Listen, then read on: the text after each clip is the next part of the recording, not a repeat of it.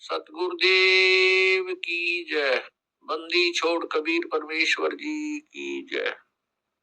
बंदी छोड़ गरीबदास जी महाराज जी की जय। स्वामी राम देवानंद जी गुरु महाराज जी की जय।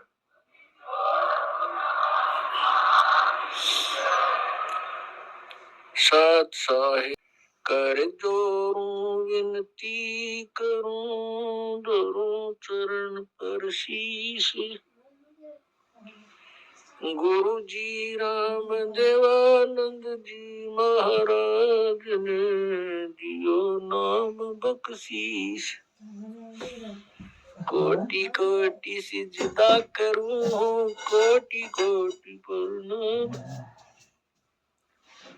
चरण कमल में राखियो मैं बांधी जाम गुलाम। मुकुता हूँ गुरुदेव का, रामपाल दास का नाम। गले प्रेम की जेवड़ी, जांखे चोवा जाऊं मैं। तो करो तो बावड़ू, दूर दूर करो तो जाऊं। जो राखो तो हीर हूँ, जो देव सखो। परम पिता परमात्मा पूर्ण ब्रह्म सर्व सृष्टि रचनहार कबीर परमेश्वर जी की असीम कृपा से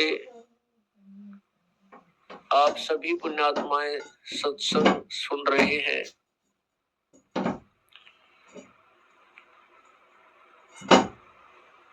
परमात्मा पूर्ण ब्रह्म सारी सृष्टि के रचनहार ये कबीर परमेश्वर जी हैं। ये हमारे परम पिता हैं, यही हमारे जनक हैं। तुमेव माता च पिता तुमेव, तुमेव बंधु च सखा तुमेव, तुमेव विद्या च द्रोण तुमेव, तुमेव सर्व मम देव देव। ये वो परमात्मा है जिसमें ये सभी गुण विद्यमान है। माता पिता वाले गुण ज्वाइंट है मालिक में, और बंधु यानी जो भाई है, भाई के गुण भी, ब्रदर के गुण भी परमात्मा में विद्यमान है। और सखा मित्र के गुण भी परमेश्वर में ही है। और संसारिक बंधु, संसारिक सखा मित्र ये खरे नहीं उतरते प्रत्येक कसौटी पर। तुमेव विद्या च द्रविण तुमेव, और परमात्मा में ही हमारा धन है। कबीरा सब जग निर्धना, धनवंता ना कोई, धनवंता सो जानियो, जप राम नाम धन होई।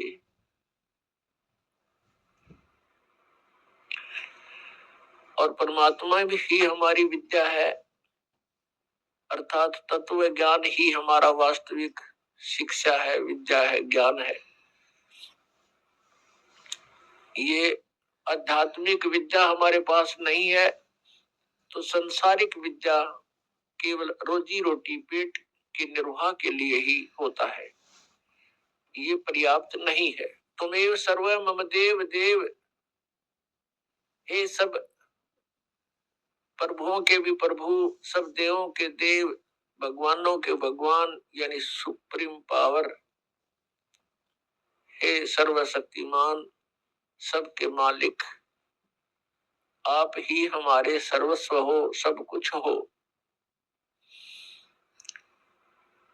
पुण्यात्मा, जिस समय आप जी को अध्यात्म ज्ञान हो जाएगा, उस समय आप समझ पाओगे सचमुच एक परमात्मा को छोड़ के इस संसार में अपना कुछ भी नहीं है।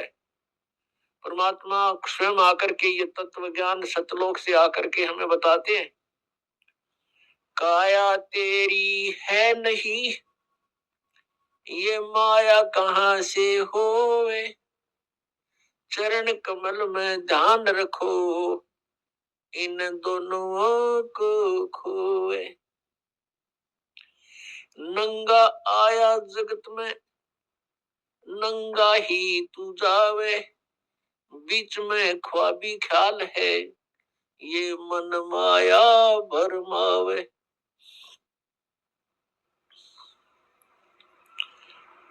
मात पिता सुत बांधुआ, क्या देख बुलाना रे, इनमें तेरा कोई नहीं, क्यों बया दीवाना रे। परमात्मा हमें याद दिलाते हैं कि ये परिवार, ये कुटुंब, ये कुल, ये संपत्ति आपकी नहीं है, इनमें तेरा कोई नहीं है। और हमारे संस्कारवश हम एक दूसरे के साथ जुड़ गए हैं, भाई बहन के रूप में, माता पिता के रूप में, पुत्र पुत्री के रूप में, सगा संबंधी के रूप में। और जिस समय ये शरीर छूट जाता है, मृत्यु हो जाती है, उस समय अपना कोई नहीं होता। ये शरीर का कवर भी यहीं छोड़ जाते हैं, ये बॉडी भी यहीं छोड़ जाते हैं। तो परमात्मा हमें याद दिलाते हैं,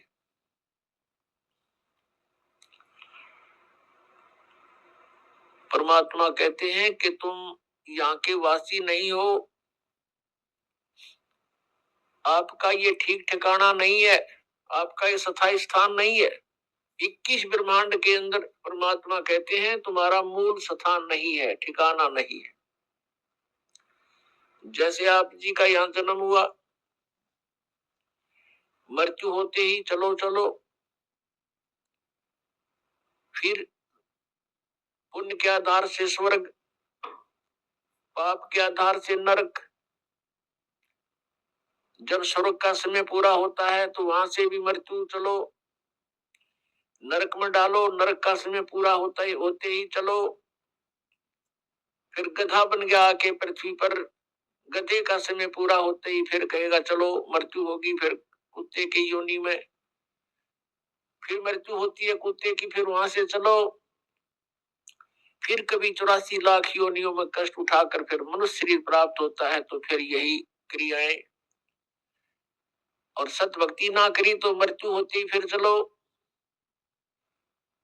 आगे गए ना बावड़े, रहते भी सब जाही, बिन साहेब की भक्ति कहीं ठोर ठिकाना नहीं। कहीं ठोर ठिकाना नहीं परमेश्वर कबीर जी की भक्ति के बिना। और सतलोक में जाने के बाद फिर पूर्ण रूप से स्थायी स्थान मिल जाएगा। वहां जाने के बाद प्राणी का फिर जन्म और मृत्यु नहीं होता। जन्म और मृत्यु जब समाप्त हो जाएगी तभी हम परम शांति को और सनातन परम धाम को प्राप्त हो सकेंगे। दूसरे शब्दों में ये कहें कि जब हम सनातन परम धाम को प्राप्त हो जाएंगे तो फिर हमारी ये चलो चलो समाप्त हो जाएगी। श्रीमद् भगवत गीता अध्याय 15 के श्लोक नंबर 1 से 4 में एक बहुत ही निर्णायक ज्ञान दिया है। उसमें कहा है कि उल्टा लटका हुआ ये संसार रूपी वृक्ष है अर्जुन, ऊपर को जो इसकी जड़ है वो तो ऊपर को है, और नीचे को तीनों गुण रूपी शाखा है। ऊपर को जो मूल है, जड़ है इस संसार रूपी वृक्ष की, वो तो समझो परम अक्षर ब्रह्म है, परम देव पुरुष गीता ज्ञानदाता से कोई अन्य है, और नीचे को तीनों गुण रूपी शाखा है। और जो संत इस उल्टे लटके हुए संसार रूपी वृक्ष के सभी विभाग भिन्न भिन्न बताता है कि तना कौन प्रभु है, डार कौन प्रभु है और शाखा कौन देव है और पत्ते क्या है। स वेदवित, वह वेद के तात्पर्य को जानने वाला है, अर्थात वो तत्वदर्शी संत है। श्रीमद् भगवत गीता अध्याय नंबर 4 के श्लोक नंबर 32 में जो जानकारी दी गई है कि धार्मिक अनुष्ठानों की जानकारी, यज्ञों की, यज्ञमीन धार्मिक अनुष्ठान की जानकारी, क्रियाओं की जानकारी विस्तार के साथ सच्चिदानंद घन ब्रह्म की वाणी में, ब्रह्म ने मुखे सच्चिदानंद घन ब्रह्म की वाणी में विस्तार के साथ कही है।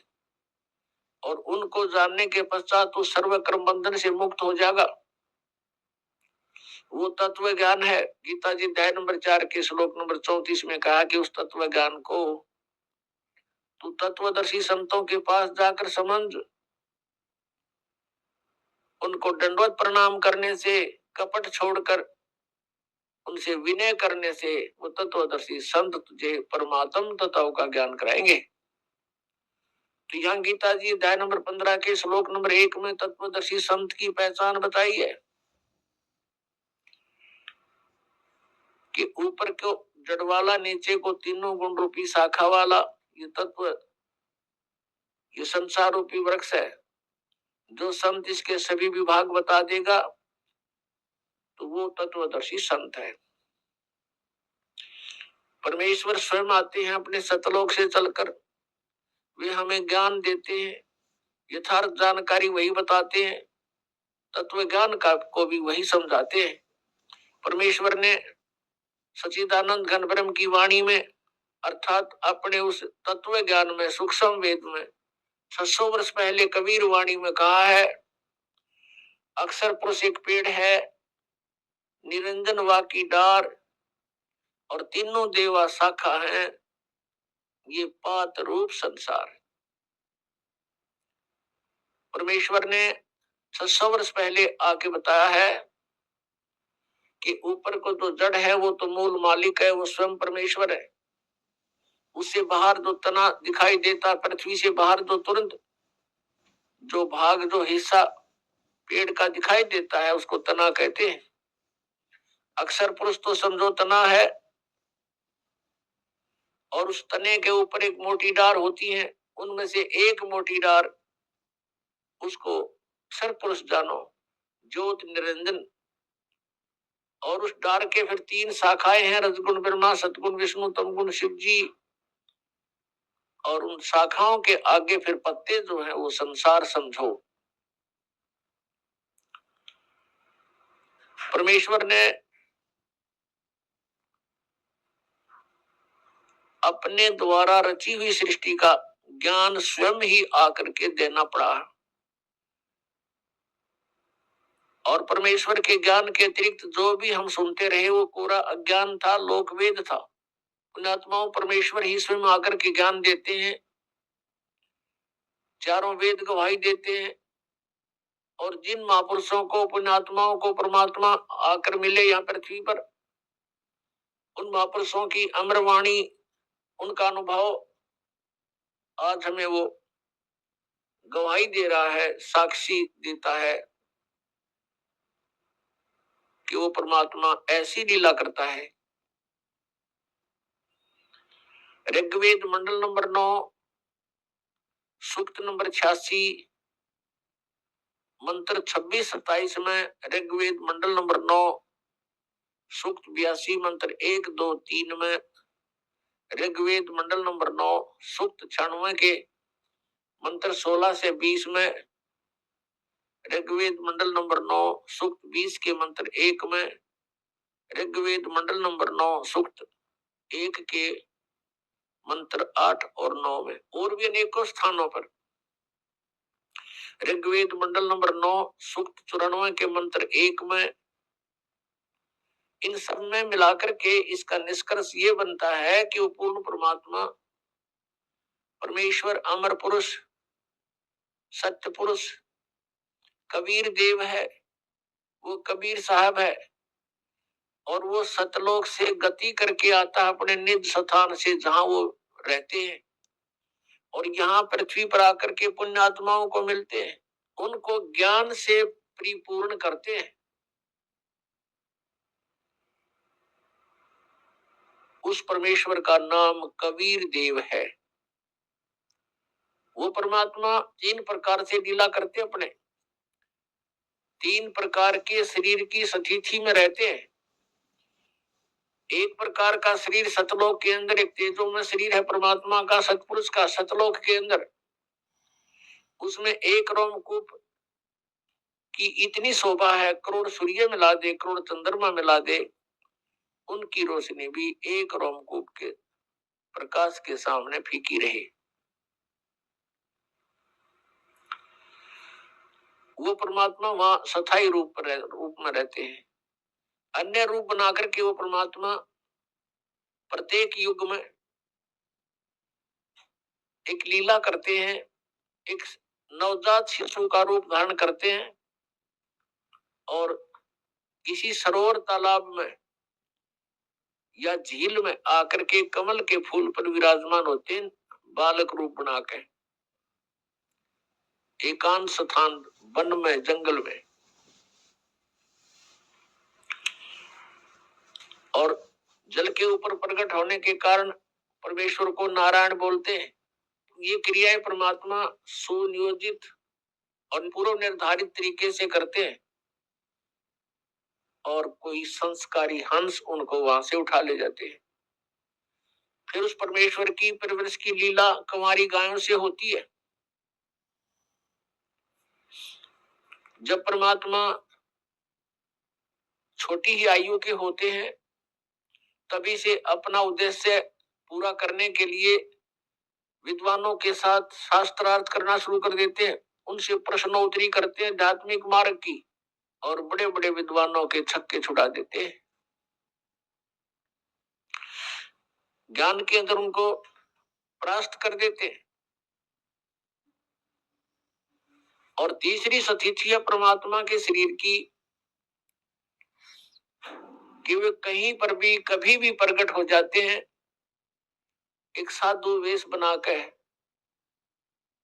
किसी संत का वेश बनाकर, ऋषि महर्षि या किसी ब्राह्मण गुरु पीर का रूप बना करके वो कहीं भी प्रकट हो करके अपनी अच्छी आत्माओं को ज्ञान सुनाते हैं, उनको अपने से परिचित कराते हैं।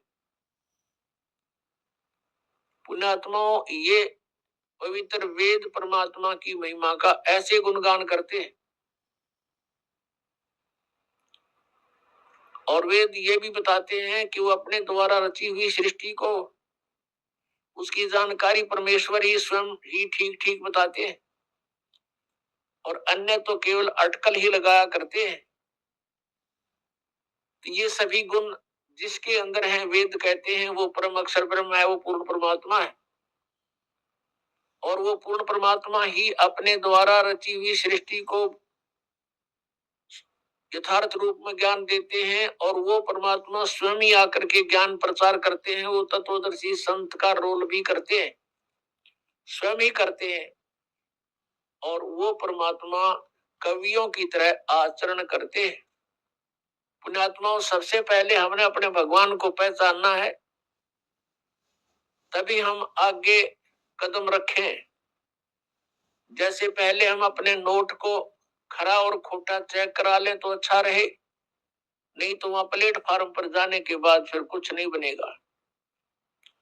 तो ऐसे ही हम अपने सदग्रंथों को समझकर भगवान को पहचान सकते हैं। शिक्षा का उद्देश्य प्रभु ने यही रखा था कि कलयुग के अंदर इन सबको शिक्षित बनाएंगे, और ये मेरे बच्चे मुझे पहचान पाएंगे।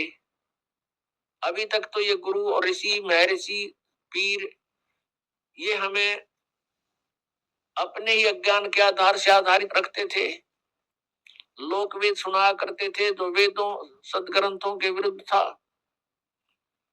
और हमने इनको एक महापुरुष ऋषि मंडलेश्वर गुरु मानकर परमात्मा से परिचित व्यक्ति मानकर इनकी हर बात का, प्रत्येक बात का विश्वास किया, जिसका खामियाना आज तक हम भोग रहे हैं। हम यही भटक रहे हैं, जन्म और मृत्यु के अंदर हम कष्ट पे कष्ट उठा रहे हैं। उस परमेश्वर ने स्वयं आकर के हमें बताया है कि अक्षर पुरुष एक पेड़ है, पृथ्वी से तुरंत बाहर जो दिखाई देता है वो पेड़ होता है, उसको पेड़ बोलते हैं। पृथ्वी से बाहर का जो पोर्शन है पेड़ का, उसको पेड़ बोलते हैं। नीचे की जड़ होती है और फिर ऊपर के पेड़ के भी कई हिस्से होते हैं। जैसे ये सारा शरीर मनुष्य कहलाता है, लेकिन हाथ अलग हैं, पैर अलग हैं, मुख अलग है, कान नाक अलग है, इनके नाम अलग है, ये विभाग है। ऐसे ही तना जो है ये अक्षर पुरुष जानो, और उसके मोटी डार ऊपर चल के 2-3 हो जाती हैं, उनमें से एक मोटी डार को सर पुरुष जानो, सर पुरुष, जिसको ज्योत निरंजन भी कहते हैं, काल भी कहते हैं। और उस मोटी डार के 3 शाखाएं, ये रजगुण ब्रह्मा, सतगुण विष्णु, तमगुण शिव जी जानो, और पात रूप संसार। परमेश्वर कबीर देव जी ने स्वयं आकर के एक तत्वदर्शी संत की भूमिका करके हमें यथार्थ ज्ञान दिया। अक्षर पुरुष एक पेड़ है, सर पुरुष वा की डार, और तीनों देवा शाखा हैं, ये पात रूप संसार। तो यहाँ गीता ज्ञानदाता कहता है कि तत्वदर्शी संत की प्राप्ति के उपरांत उस तत्व ज्ञान रूपी शस्त्र से इस अज्ञान रूप अंधकार को काट के, गीता जी अध्याय नंबर 15 के श्लोक नंबर 1 से 4 का निष्कर्ष बता रहा है दास आपको। उसके पश्चात परमेश्वर के उस परम पद की खोज करनी चाहिए, जहां जाने के बाद साधक फिर लौटकर कभी संसार में नहीं आते। और जिस परमेश्वर ने, यानी जिस परमेश्वर से संसार रूपी वृक्ष की ये प्रवृत्ति विस्तार को प्राप्त हुई है, अर्थात जिसने संसार रूपी वृक्ष अर्थात ब्रह्मांडों की रचना की है, उसी परमेश्वर की भक्ति करनी चाहिए, अन्य की नहीं। ये गीता ज्ञानदाता स्वयं कह रहा है कि मेरी भक्ति भी नहीं, केवल उसी की पूजा करो और मैं उसी की शरण हूं। पुण्यात्मा, परमेश्वर ने आके हमें ज्ञान दिया है, आप यहाँ के वासी नहीं हो, आप यहाँ अस्थायी रूप पर रह रहे हो, और जिस परिवार और जिस संपत्ति को आप अपना मानकर निश्चिंत हो चुके हो, ये आपकी महाभूल है। और ये भूल कहां से समाप्त होती है? संतों के विचारों से। और वो विचार मिलते हैं सत्संग से। और पुण्यात्माओं, सत्संग आज के दिन 21 ब्रह्मांड में इस दास के अतिरिक्त कहीं पर भी आपको उपलब्ध नहीं है। ये अभिमान नहीं, ये यथार्थ ज्ञान जानना। और जो पुण्यात्माएं इस ज्ञान से परिचित हो चुके हैं, उनको ये आसानी से स्वीकार्य होगा कि सचमुच इस पृथ्वी पर कहीं पर भी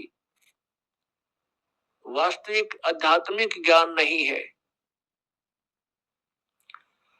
यदि किसी ने इस दास से ये वचन सुनकर, सीडी वगैरह देकर, पुस्तकें पढ़ के और ये ज्ञान ग्रहण करके आगे वो स्वयं वक्ता और गुरु बन बैठा है, तो वो महाशत्रु है समाज का, क्योंकि उसको अधिकार नहीं है, वो अधिकारी नहीं है। यदि वो गुरु बन बैठेगा तो वो अपने भी कर्म बिगाड़ेगा और इनको श्रद्धालुओं को भी जो है हानिकारक होगा। क्योंकि डुप्लीकेट एक ड्राइविंग लाइसेंस या पासपोर्ट बनाने वाला बना तो देगा एज इट इज, कति यूं का यूं, लेकिन उसका आगे चल के जहां उसका निरीक्षण होगा तो वहां फेल हो जाएगा, और उस समय बहुत देर हो चुकी होगी।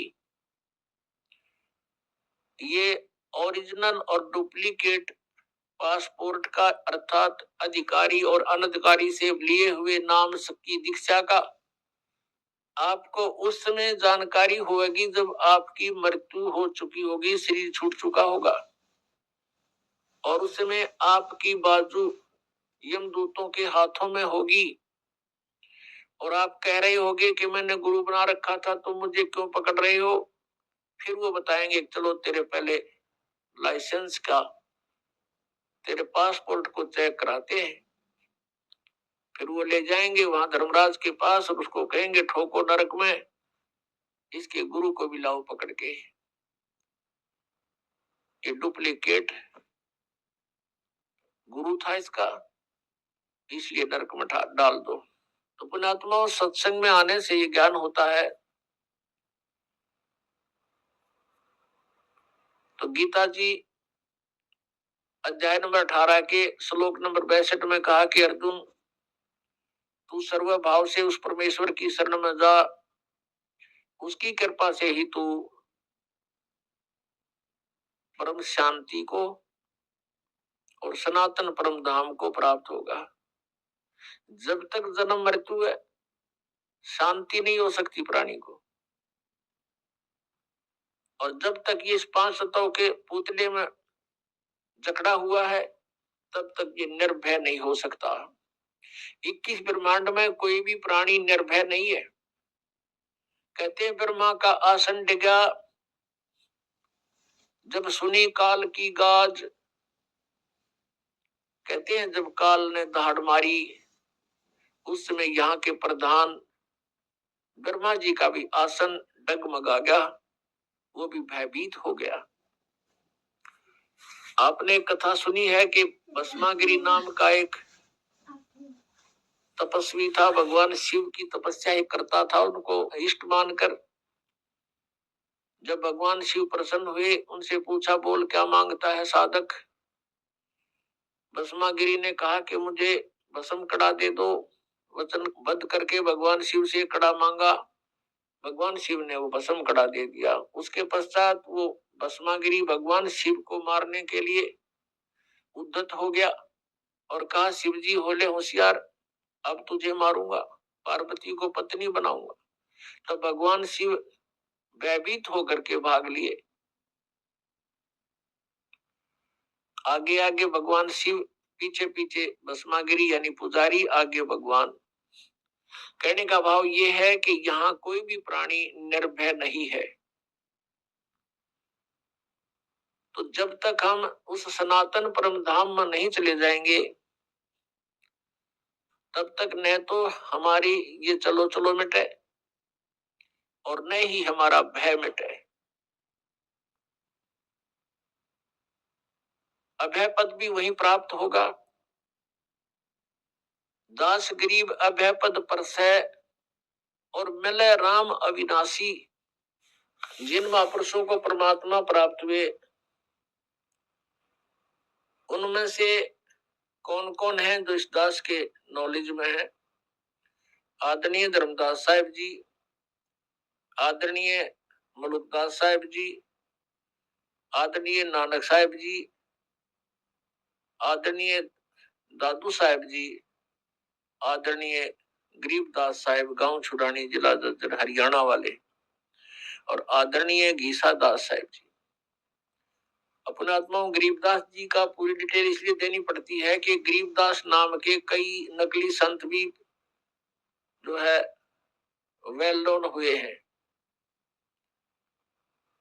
और इस कारण से गरीबदास साहिब जी ये गांव छुड़ानी जिला ददर हरियाणा वाले ये ओरिजिनल गरीबदास जी हैं, जिनको परमात्मा मिले, सचखंड लेकर गए सतलोक में, फिर उनको वापस छोड़ा ऊपर का पूरा कुछ दिखा करके।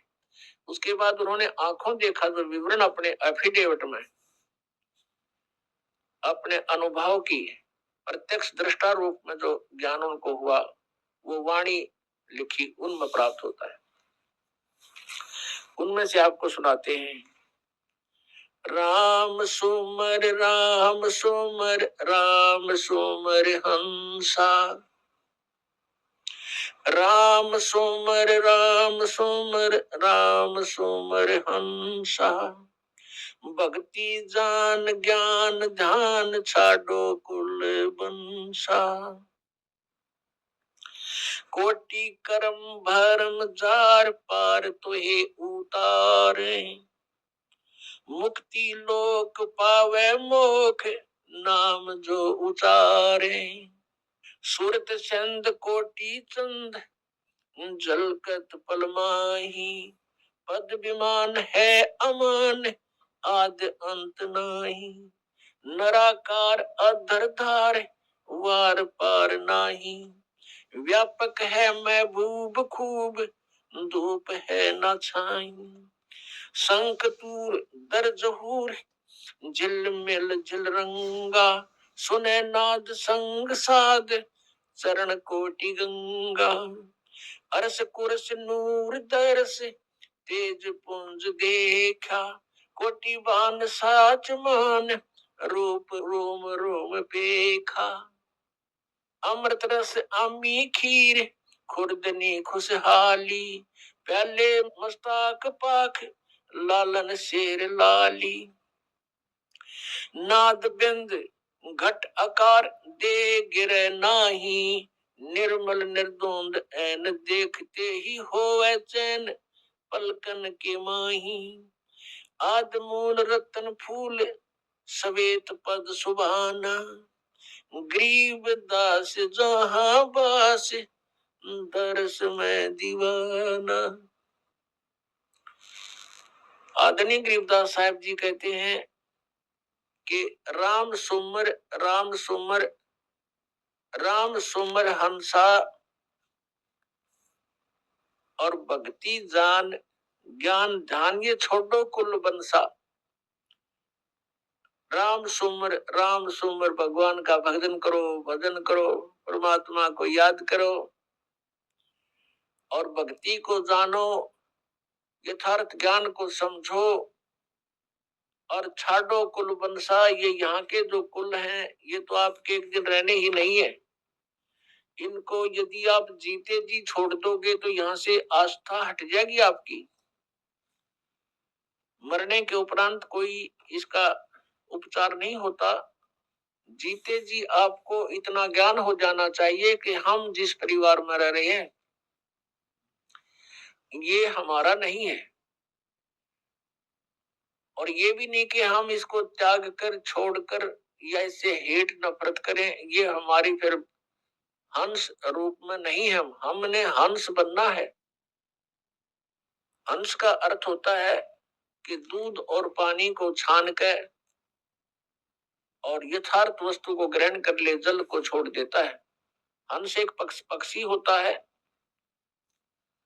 उसमें गुण दिया है भगवान ने कि आप एक गिलास दूध में एक गिलास जल डालकर उसके सामने रख दो पात्र में, उसमें से वो चोंच दबो करके दूध पी लेगा और जल शेष रह जाएगा। उसको ऐसी दया करी दाता ने उसको। और किसी सरोवर के ऊपर हंस भी हो और बुगला भी हो, हंस और बुगले में शारीरिक अंतर नहीं होता, लेकिन उनकी भिन्नता की को कैसे पहचाने, उनकी भिन्नता कैसे जाने, हंस कौन है बुगला कौन। उनकी पहचान होती है कि जैसे बुगला जो होता है वो मोती नहीं खाता, वो मछली खाता है, घोंघे खाता है, कीड़े मकोड़े खाता है, जल के जंतुओं को खाता है, लेकिन हंस नहीं खाता। हंस केवल मोती खाता है, नहीं तो भूखा मर जाता है। तो कहने का भाव ये है, विकार तो ये मछली और अन्य कीट समझो, और निर्विकार यानी जो बुराइयां ना करे, बीड़ी शराब मांस तंबाकू चोरी जारी ठगी बकवाद, ये ना करना करने वाला हंस होता है, और ऐसे करता है वो बुगला होता है। ऐसे ही मानव शरीर में भगत और अभगत का शारीरिक डिफरेंस नहीं होता, उनकी क्रियाओं से पता चलता है। तो हमने क्या कहा गरीबदास साहब जी ने कि राम सुमर राम सुमर हंसा हंस, हे हंसात्मा, परमात्मा के ज्ञान से दूध और पानी को छानना सीख ले, बिन कर ले, फिर अपना आराम से आस्था तेरी नहीं रहेगी यहाँ पर। अब ये नहीं कि परिवार के प्रति आपका कोई लगाव ना रहे, ये तो ये समझना चाहिए जब आपको ज्ञान हो जाएगा पुण्यात्मा, गणीकरण की आवश्यकता ना पड़े। हम अज्ञानतावश फंसे हुए यहाँ पर, अज्ञानतावश हम एक दूसरे को अपना मानकर अपनी मूर्खता जाहिर कर रहे हैं, प्रकट कर रहे हैं। अब जैसे आप जी के घर पे संतान है, पुत्र या पुत्री, ये आपकी नहीं है, आपने तो इसको ऊपर एक कवर डाल रखा है, वो है आपका शरीर, बॉडी। आप किसी की बच्चे पे या किसी की बेटी पे अपना कोई कपड़ा सिला के पहना दो उसको और फिर कहो मेरा है, तो कितनी समझदारी है आपकी। समझदार को संकेत बहुत होता है। ऐसे सभी आत्माएं परमात्मा की है और आपने इन पे कौर डाल लिया, अपने मटेरियल से शरीर दे दिया इनको बनाकर, लेकिन फिर इनको अपना मान लिया। इनको आप अपना ना मानकर परमात्मा का मानो, मालिक का मानो, आप नौकर जानो उस परम पिता की, तो आसानी से आप इस जीवन को पार भी कर लोगे। भगवान से डरते हुए आपने इनके साथ रहना है कि मालिक के बच्चे की आत्मा नहीं दुखानी चाहिए। आप नौकर हो उस परम पिता के और ये बच्चे हैं उस भगवान के, आप उनके नौकर लगा रखे हो। आपको धन दिया है इनके लिए, इनको पढ़ाने को, लिखाने का, अच्छे कपड़े पहनाने का और प्यार से रखने के लिए आपकी ड्यूटी है। इनका प्रत्येक कार्य आप करो भगवान से डर के भगवान के बच्चे हैं, और जितना आपको उस मालिक ने आपको इनके लिए धन दिया उसको उतने ही एवरेज से व्यय करो, एक्स्ट्रा मत करो, और उसी में से आपका धर्म पुण्य भी आप करो।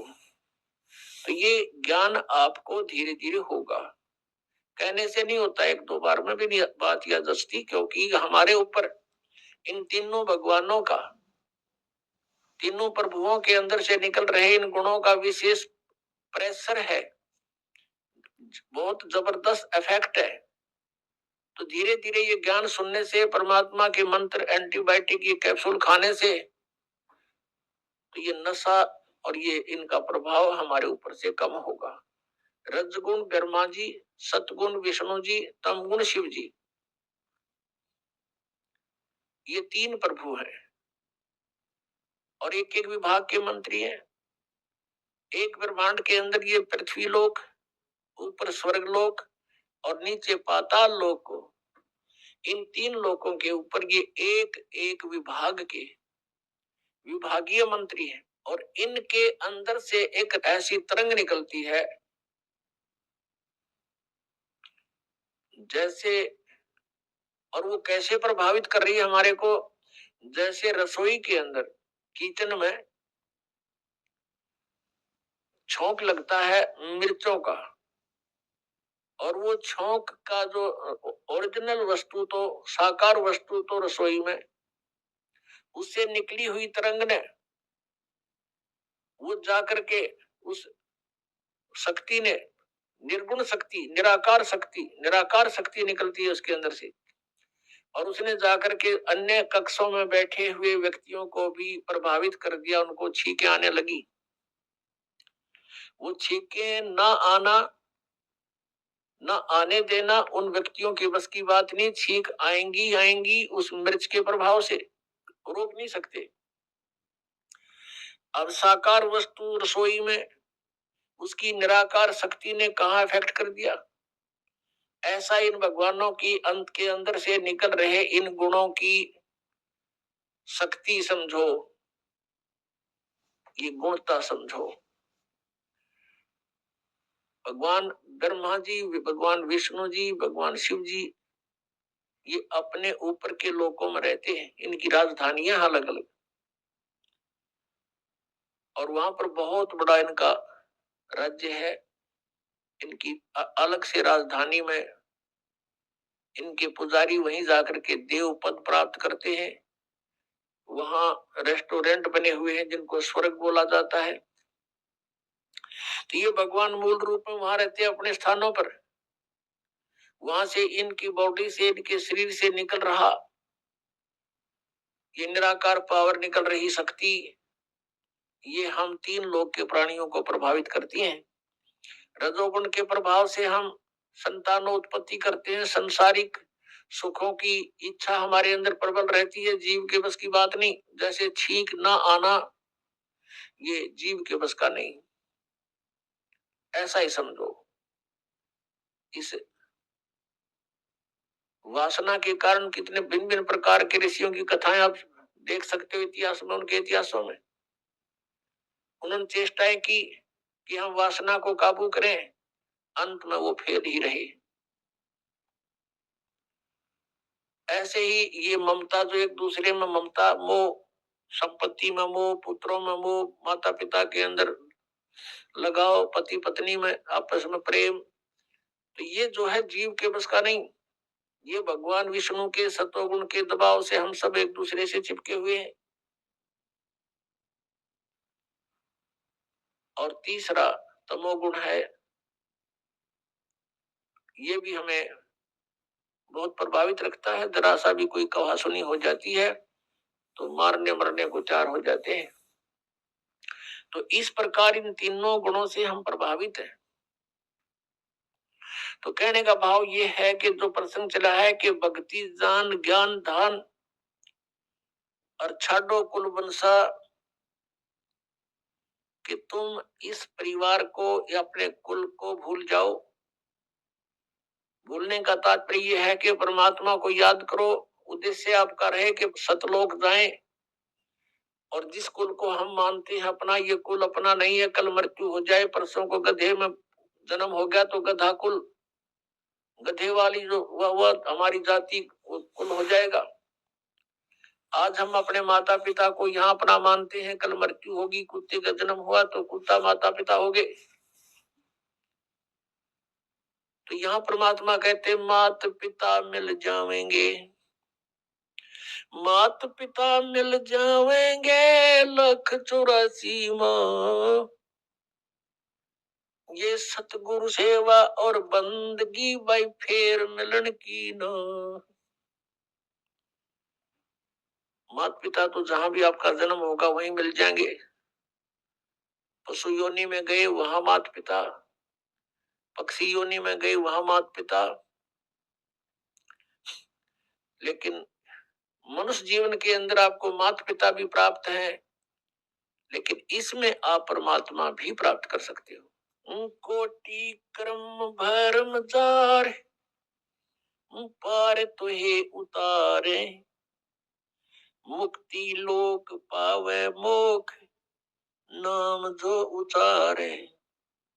कि तेरे सभी कर्म भरमों का नाश कर देंगे, हम जला देंगे और तुझे पार कर देंगे, सतलोक ले चलेंगे। और मुक्ति लोक यानी सतलोक को आप प्राप्त हो जाओगे और आपका मोक्ष हो जाएगा। नर आकार अधर आधार, वार पार नाही, व्यापक महबूब खूब, धूप है ना छाई। अब परमात्मा आप ही आकर के अपने ज्ञान से अपनी प्यारी आत्माओं को परिचित कराते हैं। और परमेश्वर कहते हैं चारों युग में संत पुकारे, कूक कहा हम हेल रे, हीरे माणक मोती बरसे, ये जग चुगता ढेल रे। हीरे मोती रूपी, कहते हैं तत्व ज्ञान रूपी हीरे मोती हम बरसा रहे हैं।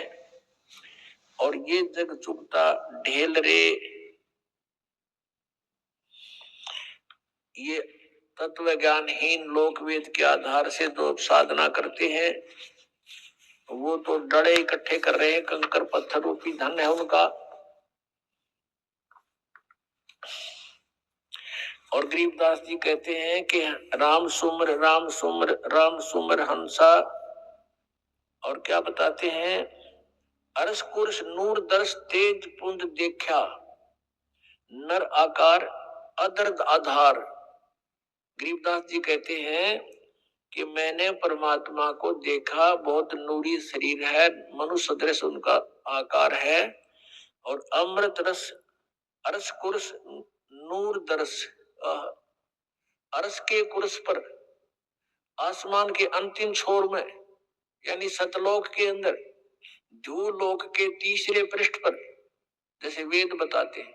और यही आंखों देखा संत गवाही देते हैं जिनको परमात्मा मिले और अपना भेद बताया। क्या बताते हैं? कोटि भान और साच मान, रोम रोम देखा।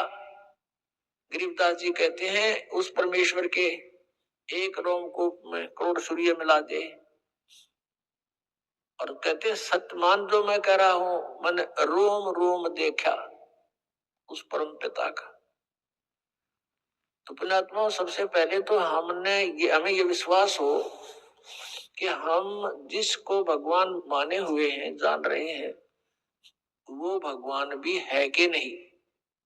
और फिर ये देखना कि हम जिस विधि से परमात्मा पाने की ट्राई कर रहे हैं, एफर्ट कर रहे हैं, वो वास्तव में वो हमारा जो एफर्ट है वो सक्सेस होने वाला भी है कि नहीं, सफल होगा कि नहीं।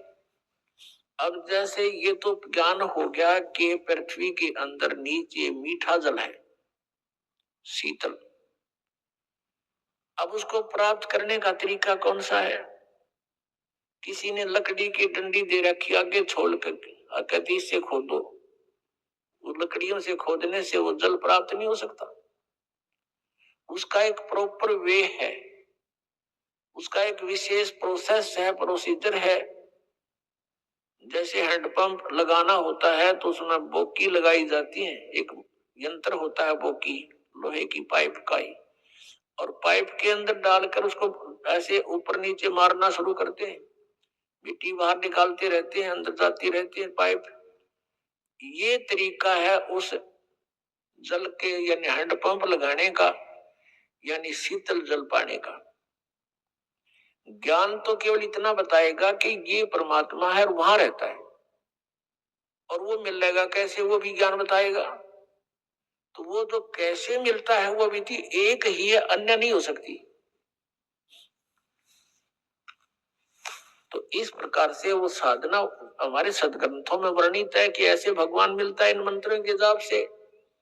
और जिन्होंने परमात्मा पाया है और जिनको भगवान मिले हैं, उन्होंने जो ज्ञान बताया है उसी के आधार से उन्होंने साधनाएं की है, उनको परमात्मा पाया। उन्होंने भी यही बताया है कि ऐसे ही हमने साधनाएं की, इन मंत्रों का जाप किया, हमारा कल्याण हुआ।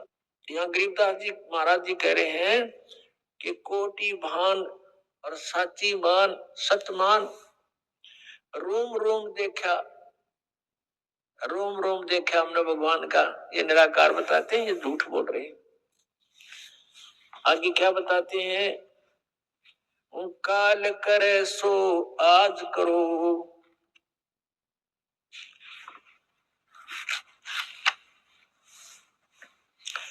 आज करे सो अब,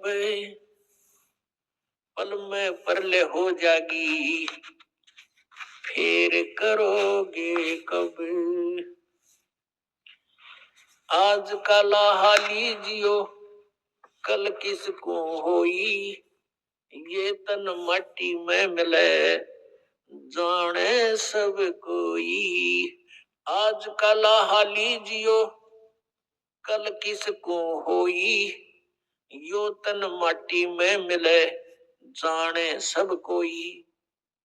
इस बात को सब जानते हैं, मृत्यु भी होगी और ये मिट्टी में मिट्टी भी मिलेगी। फिर भी हम सतर्क नहीं होते। उसके लिए बताते हैं संतजन कि आपके बस की बात नहीं है, इन तीनों गुणों के प्रभाव से आप इतने जबरदस्त प्रभावित है। परमात्मा आकर चले गए, हमने ज्ञान सुना के सुख देगे निरे बिना गिनती के। जो भगवान कबीर परमेश्वर जी 120 वर्ष दूसरे प्रकार की शरीर की स्थिति से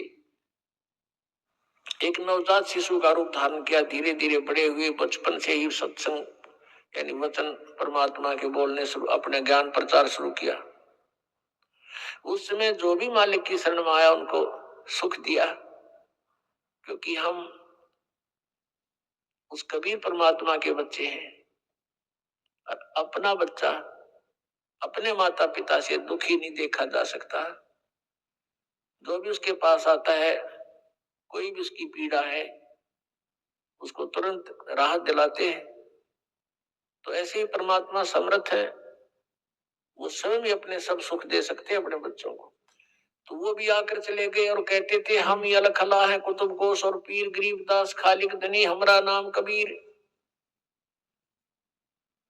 और आदरणीय रामानंद जी को मिले, महर्षि रामानंद पंडित जी को मिले थे, बड़े विद्वान पुरुष माने जाते थे। उनका भ्रम निवारण किया और उनसे कहा था, ए स्वामी सृष्टा में और सृष्टा मेरे तीर, दास गरीब अधर बसू, मेरा नाम कबीर, ऊपर रहता हूं मैं अधर सतलोक में, और सारी सृष्टि का रचने वाला सृष्टा मैं ही हूं और मेरा नाम कबीर। और फिर आंखों देखकर आदरणीय रामानंद साहब जी को भी परमात्मा सचखंड लेकर गए थे, वापस छोड़ा उनको। तब रामानंद जी ने कहा था, दो ठोर है एक तू भया एक से दो, गरीबदास हम कारने तुम आए हो मगजो। यहाँ पर जो गरीबदास जी का नाम साथ में आता है, ये गवाह है परमात्मा के। जैसे तुलसीदास जी ने लाखों वर्ष पहले की रामायण को, यानी घटनाओं को जो श्री रामचंद्र जी के साथ बीती थी, उसके लाखों वर्ष पश्चात अब कलयुग में अपनी भाषा में चित्रार्थ कर दिया, एज इट इज, ज्यों का त्यों। क्योंकि उनकी दिव्य दृष्टि खुल गई थी। जिनकी दिव्य दृष्टि खुल जाती है वो आगे पीछे का बहुत जानकारी प्राप्त कर सकते हैं।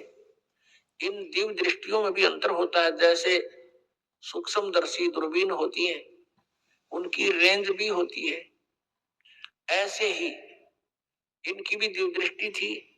लेकिन जो गरीबदास जी को दिव्य दृष्टि मिली वो बहुत पावर की थी, और इनकी दिव्य दृष्टि जो तुलसीदास जी को मिली थी, ये इन स्वर्ग लोकों से ऊपर नहीं देख सकते थे। और गरीबदास जी ने सब ब्रह्मांडों को देखा, यहीं बैठे देखा। स्वयं भी साथ जाकर देख कर आए थे, उसके बाद उनकी दिव्य दृष्टि खुल गई, तो यहाँ बैठे भी सब देखा करते थे।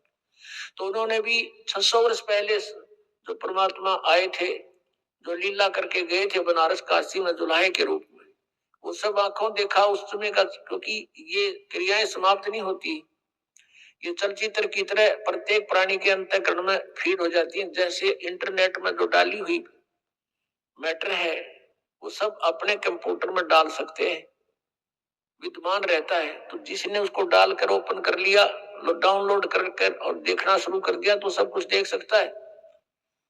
ऐसे ही जानो। तो गरीबदास जी ने परमात्मा की ये सब लीलाएं जो हुई थी वो प्रत्यक्ष दृष्टा है, इसलिए गरीबदास जी का नाम इसमें साथ आता है।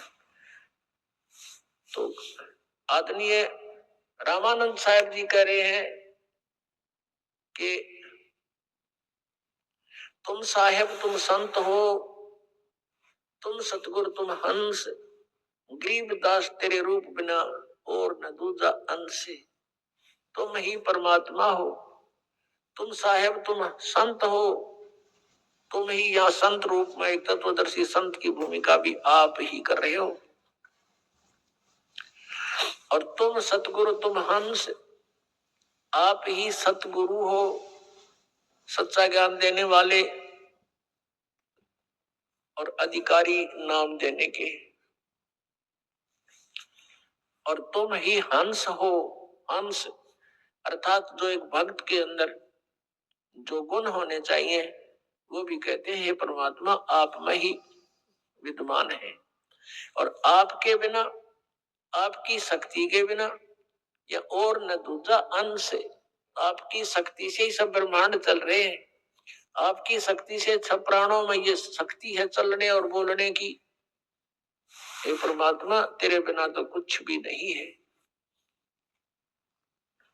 तो इस प्रकार यहाँ गरीबदास जी बता रहे हैं, और वो चित्रण जो किया था एज इट इज चलचित्र देखकर गरीबदास जी ने सारा कुछ लिखा।